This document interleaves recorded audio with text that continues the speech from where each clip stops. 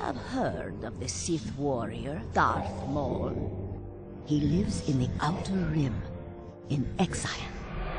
When I got the call, I was like having a geek stroke. I was having a meltdown. My brain was melting, and I just couldn't wipe the smile off my face. But at the same time, you just start stressing out about it because I'm a huge Star Wars fan, and Darth Maul is a big deal. This is where you live? How long have you been here? Years and years and years and years and years and years. Yes! I love that. That take was great. Yeah. Not only is it something that I'm extremely enthusiastic to do, One more. but I feel a tremendous sense of responsibility to get it right.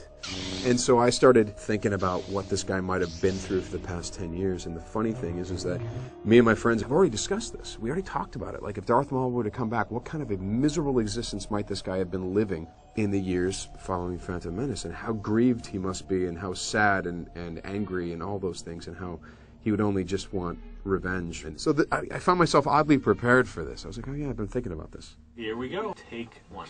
Always remember, I am fear. Always remember, I am filth. Always remember, I am nothing. I maybe said a few crazy things in that booth.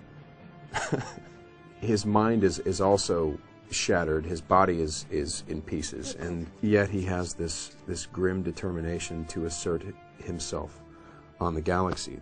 So you just kind of mix all that up, come up with some crazy stuff. And there were other elements that I thought might be interesting to introduce. For example, I thought it might be interesting to quote the Sith Code.